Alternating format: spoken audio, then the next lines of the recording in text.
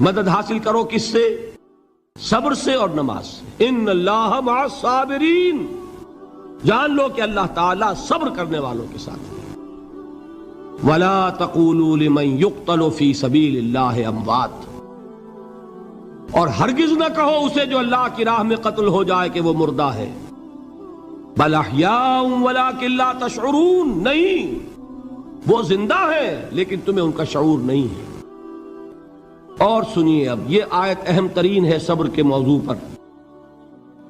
وَلَنَبْلُوَنَّكُمْ بِشَيْءٍ مِّنَ الْخَوْفِ وَالْجُوعِ وَنَقْصٍ مِّنَ الْأَمْوَالِ وَالْأَنفُسِ وَالثَّمَرَاتِ وَبَشِّرِ الصَّابِرِينَ، اور دیکھو ہم تمہیں آزمائیں گے۔ وَلَنَبْلُوَنَّكُمْ، ہم لازماً آزمائیں گے تمہیں، بِشَيْءٍ مِّنَ الْخَوْفِ، خوف کی کیفیت طاری کر کے، والجوع، بھوک، فقر اور فاقہ، ونقص من الاموال، مالی نقصان، والانفس، جانی نقصان، والثمرات، اور ثمرات، پھلوں اور میووں کا نقصان۔ میرے نزدیک یہاں پر ثمرات کا مفہوم ایک اور بھی ہے۔ ایک تو صاف تھا کھجور کی فصل تیار ہے، غزوہ تبوک جانے کا حکم مل گیا، کون اتارے گا؟ اور کھجور وقت پر اتری نہیں، برباد ہو جائے گی۔ یہ ہو رہا ہے نا میووں کا نقصان۔ اور میرے نزدیک یہاں یہ بھی ہے، بسا اوقات بہت سی محنتوں کا نتیجہ انسان دیکھتا ہے کہ ضائع چلا گیا، میں نے 10 سال محنت کی، حاصل کوئی نہیں نکلا۔ یہ ثمرات کیا ہیں؟ محنتیں، محنتوں کے ثمرات کا ضیاع۔ کوشش آپ نے کی، قسمت کی خوبی دیکھیے، ٹوٹی کہاں کمن، 2-4 ہاتھ جب کے لبے بام رہ گئے۔ Be prepared. ایک شاعر کے یہ اشعار ہیں،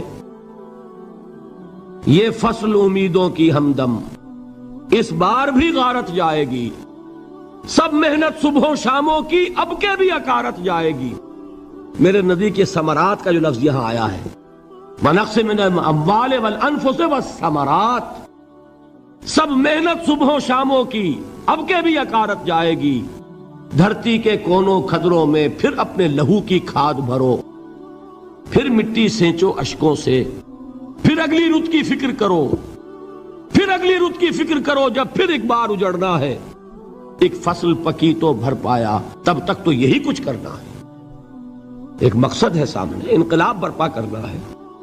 ایک کوشش ناکام ہو جائے کوئی پرواہ نہیں، نیکسٹ، پھر تیار رہو ناکامی کے لیے۔ ایسا نہ ہو جو انگریزی میں کہتے ہیں hope for the best but be prepared for the worst. ایسا نہ ہو کہ دوسری مرتبہ ناکام ہو کے بددل ہو جاؤ، تمہاری ہمتیں جواب دے جائیں، نہیں، پہلے سے تیار رہو کہ دوسری مرتبہ بھی ناکامی آئے تو آئے، لیکن جب تک کہ کامیابی حاصل نہیں ہوتی ہمیں یہ کام کیے چلے جانا ہے۔ دیکھیے سیرت میں آیا کہ نہیں یہ واقعہ؟ بدر میں مسلمانوں کو فتح ہوئی تو احد میں زک پہنچی کہ نہیں؟ 70 صحابہ شہید ہوئے کہ نہیں؟ اگر ان کی ہمتیں جواب دے جاتی تو گاڑی کیسے چلتی آگے؟ تو فرمایا وَلَنَبْلُوَنَّكُمْ بِشَيْءٍ مِّنَ الْخَوْفِ وَالْجُوعِ وَنَقْصٍ مِّنَ الْأَمْوَالِ وَالْأَنفُسِ وَالثَّمَرَاتِ، ہم تمہیں لازماً آزمائیں گے، خوف کی کیفیت سے، فقر و فاقے کی کیفیت سے، بھوک سے، جان کے نقصان سے، مال کے نقصان سے، محنتوں کے حاصل کے ضائع ہو جانے سے۔ وَبَشِّرِ الصَّابِرِينَ، اور اے نبی بشارت دیجئے صبر کرنے والوں کو۔ الَّذِينَ إِذَا أَصَابَتْهُمْ مُصِيبَةٌ، وہ کہ جب ان پر کوئی تکلیف آئے، کوئی مصیبت آئے، کوئی آزمائش آئے، قَالُوا إِنَّا لِلَّهِ وَإِنَّا إِلَيْهِ رَاجِعُونَ، وہ یہ کہیں کہ ہم اللہ ہی کے ہیں، اللہ ہی کی طرف لوٹ جانا ہے۔ یہ وہی انداز ہے جو میں نے فارسی کا شعر سنایا تھا آپ کو کہ سر تسلیم خم ہے جو مزاج یار میں آئے۔ وہ ہمارا مولا ہے، ہمارا آقا ہے، اگر اسے یہی منظور ہے تو ہمیں بھی یہی منظور ہے۔ میں نے تسلیم و رضا کی بات کی تھی نا، آپ کو کچھ شعر سنائے تھے، ایک شعر اور سنیے، اور یہ کس کا ہے؟ محمد علی جوہر کا۔ ایک مرتبہ جیل گئے، ان کی ایک بیٹی جوان بیمار ہوئی، فوت ہو گئی، باہر چھوڑا انگریز نے، جاؤ بھائی دفن کر دو بیٹی کو۔ دوسری مرتبہ جیل گئے، دوسری جوان بیٹی اسی مرض میں مبتلا ہوئی۔ اب یہ جیل میں ہے، خبر پہنچی کہ دوسری بیٹی کے اوپر بھی اسی مرض کا حملہ ہوا ہے۔ ایک نظم لکھی ہے جس کا آخری شعر یہ ہے: تیری صحت ہمیں منظور ہے لیکن اس کو نہیں منظور تو پھر ہم کو بھی منظور نہیں۔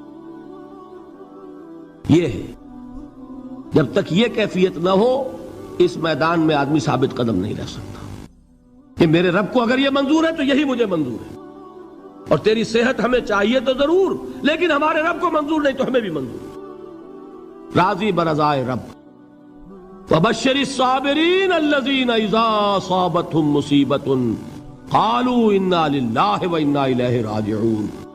نہ شود نصیب دشمن کے شود ہلاک تیغت، سر دوستہ سلامت کے تو خنجر آزمائی۔ اولئک علیہم صلوات من ربہم ورحمہ، یہی ہیں وہ لوگ جن پر ان کے رب کی طرف سے عنایتیں ہیں اور رحمتیں ہیں۔ وَأُولَٰئِكَ هُمُ الْمُهْتَدُونَ، اور یہی ہیں وہ لوگ جو کامیاب ہونے والے ہیں، ہدایت پانے والے، ہدایت یافتہ۔ وَالصَّابِرِينَ فِي الْبَأْسَاءِ وَالضَّرَّاءِ وَحِينَ الْبَأْسِ، اور صبر کرنے والے، اصل نیکی ان کی ہے، جسمانی تکلیفوں میں صبر کرنے والے، فقر اور فاقے میں صبر کرنے والے، اور جنگ کے وقت صبر کرنے والے۔ اولئک الذین صدقوا واولئک هم المتقون، یہ ہیں وہ لوگ جو صبر کرنے والے ہیں، یہ ہیں جو سچے ہیں، جو اپنے دعوے میں نیکی کے اور ایمان کے صادق ہیں، اور یہی وہ لوگ ہیں جو متقی ہیں۔ اللہ تعالیٰ نے کیسے کیسے مسلمانوں سے کہا، مسلمانوں تمہیں زک پہنچی ہے تو انہیں بھی تو پہنچی تھی، ان کے 70 نہیں مارے گئے تھے بدر میں، ان کے حوصلے جو ہیں وہ تو پست نہیں ہوئے، وہ اگلے سال آ گئے تم پر چڑھائی کر کے، تم کیوں اتنا برا مان رہے ہو؟ تمہارے دل اتنے زخمی کیوں ہو گئے؟ تمہیں تکلیف پہنچتی ہے تو انہیں بھی پہنچتی ہے۔ اپنی غیرت جو ہے ہمیں ذرا اس کا جائزہ لینا چاہیے۔ لوگ باطل نظریات کے لیے کتنی قربانیاں دے رہے ہیں، لوگ باطل چیزوں کے فروغ کے لیے کتنی محنتیں کر رہے ہیں۔ جیسا کہ میں نے ابھی کہا تھا، اسی غیرت کو چیلنج کرنے کے لیے، ذرا آپ کی حمیت دینی کو جوش دلانے کے لیے، قادیانی نوجوان کتنی تعداد میں اپنے آپ کو دین کے لیے وقف کرتا ہے، اور آپ کتنے نوجوان ہیں جو اپنے آپ کو دین کے لیے وقف کر دیں، اور ہوں وہ کھاتے پیتے گھرانوں کے لوگ۔ یہ نہیں ہے کہ اگر کوئی اور کام نہیں کر سکتا تو پھر یہ ہے کہ وہ دین کے کام میں لگ جائے۔ باصلاحیت لوگ، کھاتے پیتے لوگ، ذہنی استعداد رکھنے والے لوگ، اونچے گھرانوں کے لوگ، وہ وقف کریں اپنے آپ کو دین کے لیے۔ اس کے بغیر کیسے بہار آ جائے گی، کیسے رونق آ جائے گی؟ تو دنیا میں باطل نظریات والے جو ہیں، یہ بات کہی گئی ہے، مسلمانوں تم اگر توحید کے لیے لڑ رہے ہو، دیکھتے نہیں ابو جہل کو، اس نے گردن کٹوائی ہے شرک کے لیے، شرک کے لیے گردن کٹوائے، اور تم توحید کے لیے گردن کٹوانے کو تیار نہ ہو۔ اس نے گردن کٹوائی کہ نہیں کٹوائی؟ اور کس طرح کٹوائی ہے؟ کیونکہ بڑا متکبر قسم کا، فرعون قسم کا شخص تھا، جب گردن کاٹنے لگے تو کہتا ہے ذرا نیچے سے کاٹنا، تاکہ جب تم نیزے کے اوپر چڑھاؤ میرے سر کو تو اونچا نظر آئے، معلوم ہو سردار کا سر ہے۔ وہ بدبخت مرتے ہوئے بھی جو اس کی یہ کیفیت تھی نا، اس کو ذہن میں رکھیے۔ تو یہ اس لوگوں نے قربانیاں دی، جانیں دی، تو فرمایا اگر تم ان سے زیادہ قربانی نہیں دو گے، یہ نوٹ کر لیجئے اس کو، مجرد اگر حق کو غالب کرنا اللہ کے ذمے ہو تو آنے واحد میں غالب کر دے گا، تمہیں تکلیف ہی دینے کی ضرورت نہیں۔ سمجھ رہے؟ کیا اللہ کے مقابلے میں کوئی باطل کی طاقت ٹھہر سکتی ہے؟ یہ تمہارے ایمان کا امتحان ہے، یہ تمہارے خلوص کی آزمائش ہے، یہ تمہارے امتحان کا ثبوت درکار ہے کہ اللہ تعالیٰ دیکھنا چاہتا ہے تم اس کے لیے اپنی جانیں قربان کرنے کو تیار ہو کہ نہیں، تم اس کے لیے تن من دھن لگانے کو تیار ہو کہ نہیں۔ اور یہ جان لو کہ اگر کفار اور مشرکین اور ملحدین اور باطل نظریات والے وہ جو کچھ قربانیاں اپنے باطل نظریات کے لیے دے رہے ہیں، ان سے زیادہ اگر تم نہیں دو گے تو حق غالب نہیں ہوگا۔ انہوں نے جو صبر کیا ہے اپنے باطل نظریات پر، اگر تم اس سے زیادہ صبر کا ثبوت نہیں دو گے اپنے اس حق پر تو حق غالب نہیں ہوگا۔ اس لیے فرمایا یا ایھا الذین آمنوا اصبروا وصابروا، نہ صرف یہ کہ صبر کرو بلکہ صبر میں اپنے دشمنوں سے آگے نکلو، ان کے صبر سے بڑھ کر صبر کرو۔ ورابطوا، مرابطہ کہتے ہیں چوکس رہنا، ہوشیار، پہرا دو، ایسا نہ ہو کہ دشمن جو ہے غفلت میں تمہارے اوپر کوئی حملہ جو ہے کر بیٹھے۔ واتقوا اللہ، اور اللہ کا تقوی اختیار کرو، لعلکم تفلحون، تاکہ تم فلاح پاؤ۔ یہ ہے حضرات تواصوا بالصبر۔ میں نے عرض کیا تھا ہر جگہ پر آپ کو چوٹی کی بات صبر ملے گا۔ آیت الکرسی، آیت البر جو میں نے آپ کو سنائی آخر میں، والصابرین فی الباساء والضراء وحین الباس، حامیم السجدہ، وما یلقاها الا الذین صبروا وما یلقاها الا ذو حظ عظیم۔